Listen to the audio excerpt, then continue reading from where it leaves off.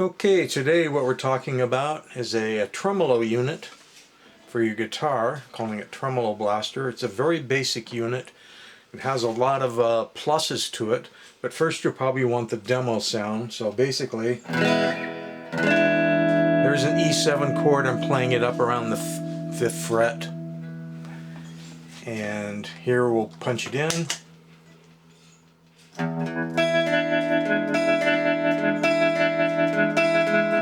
In case you wanted to play some CCR. So here you have your rate control. So here's your slowest setting. And of course all the way up to the fastest setting. Your depth control, obviously. Here's full chop.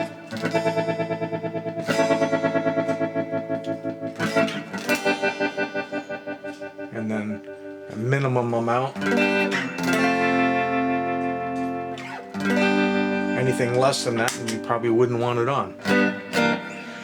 So what's going on in here is we're going to be using a light dependent resistor to do the dirty work, the chopping of the signal. And by doing that, you can take your input and connect it directly to your output. Nothing in the signal chain. We're not going to add any op amps or any active circuitry to the guitar's signal whatsoever. So you're not adding any noise or any distortion or capacitance. And the LDR is simply going to take that signal from your guitar. It's just as if you were turning the volume control on your guitar up and down. It's going to short the signal to ground based on how much light hits it. In this case, we're going to use an LED for the light, so you can just use an LDR optical isolator, or you can build your own LDR. You can get a light dependent resistor if you have a night light from the dollar store, for example, one of the ones that automatically turns on and off depending on the light in the room. You can strip the LDR out of that for $1, and also you could take the LED out of that same night light and use it to trigger your LDR. So it's basically one side of the LDR just goes to the positive of the signal, the other side goes to ground. One side of the LED goes to ground, the other side of the LED is going to be driven by a specially modified 555 circuit to use less power. And to run a 555 more effectively and use less power, you don't use pin 7 or pin 5.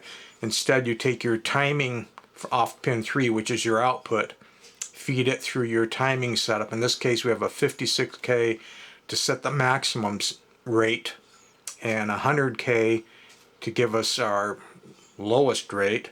And that goes back to your pin 2 and 6, as per usual. One UF capacitor to ground off the 2 and 6. That gives you all your timing.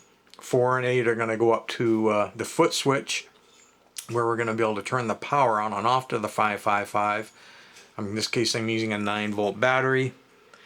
The other side of the 9-volt battery, I'm running through a switch on the input jack. And the reason for that is in case this box was in storage and you weren't using it, there wouldn't be any input jack in it. So even if someone came along and pushed this button, then the battery wouldn't be draining. So, because right now the only time that battery's on is when the button is pushed. So super simple circuit, costs you next to nothing to build if you've got a 555 timer laying around and come up with a 100K pot somewhere. In the case of the depth control, pin 3, I'm running it through a 5K pot and then a 1K resistor to limit the maximum amount of current to the LED to keep battery life low.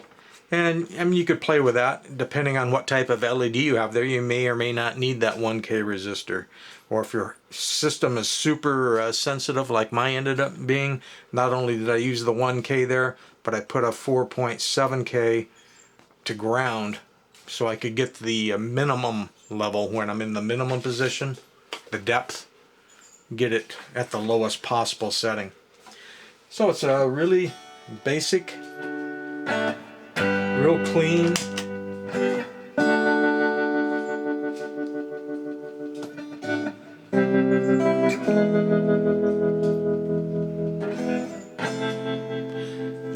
good unit to build. 3D print the case, the files are up on Thingiverse.